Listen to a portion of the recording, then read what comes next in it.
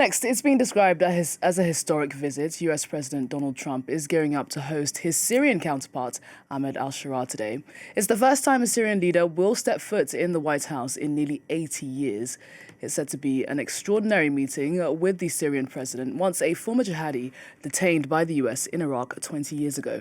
It's the latest push from al-Sharaa to re-establish Syria's presence on the world stage since he toppled dictator Bashar al-Assad nearly a year ago.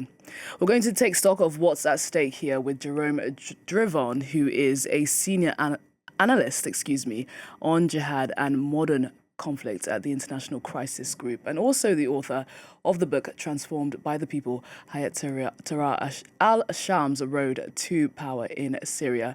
Let's bring him in. Jerome, thanks so much for joining us on the program today. So we're talking about a man here who once had a $10 million bounty on his head from the US government. He's now about to walk through the doors of the White House, be welcomed by US President Donald Trump. Talk to us about the significance of this visit.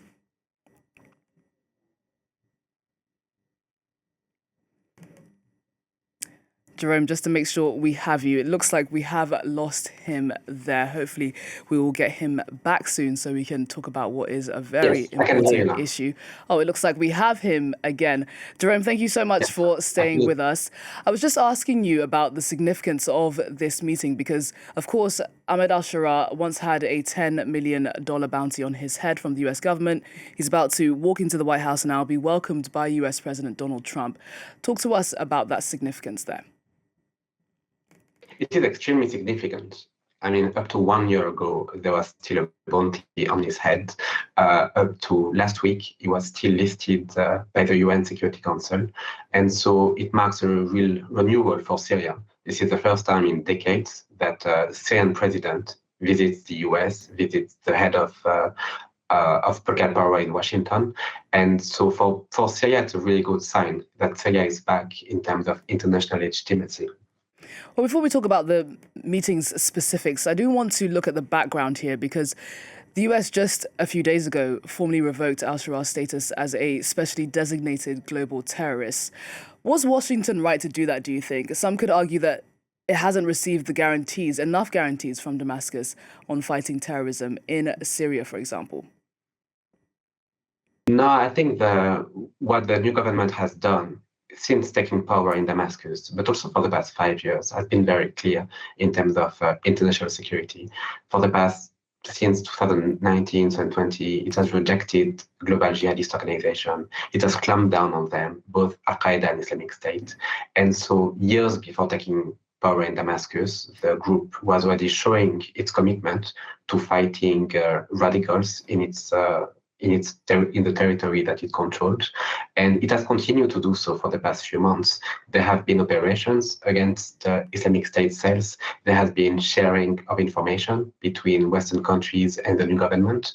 And most of the criticisms are not really about security or terrorism. It's more about the nature of governance, how inclusive or exclusivities, how are its relations to other parts of the community, but not that much about transnational security, really. Well, one of the big promises from al-Sharaa is to bring national unity to Syria, of course, a country very much divided.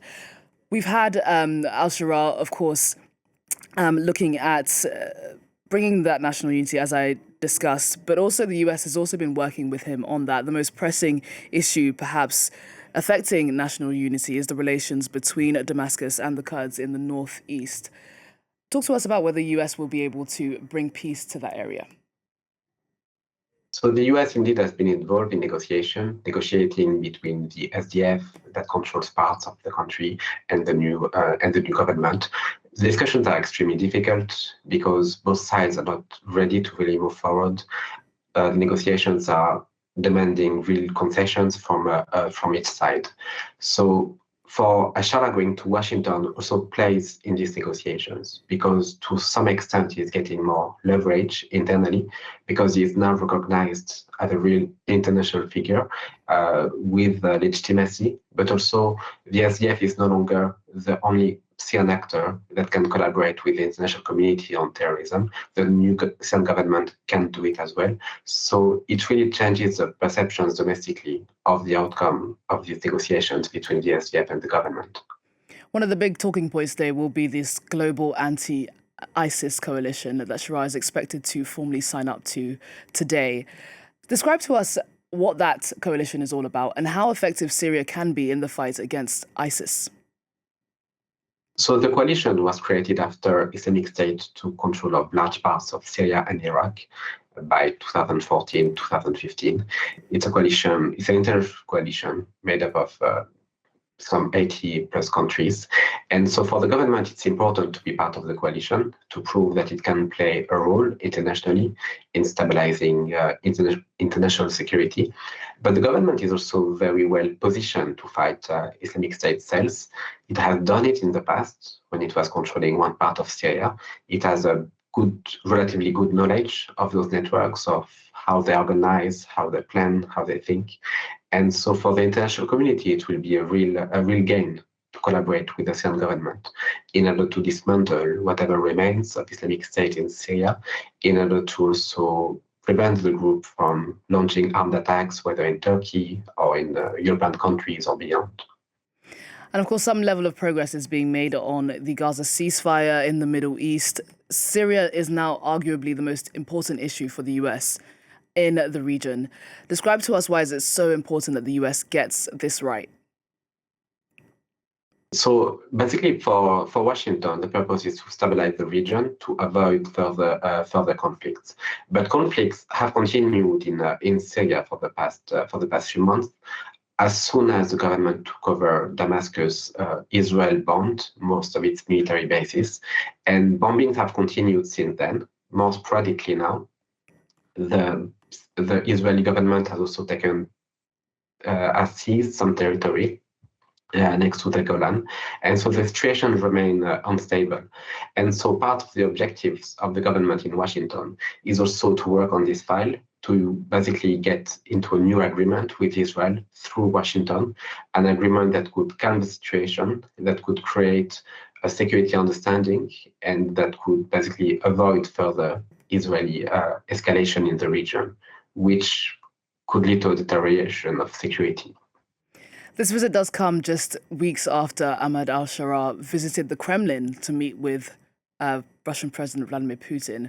Russia, of course, was once one of Syria's strongest allies. How is Moscow likely to be viewing the meeting today between al-Sharaa and President Donald Trump?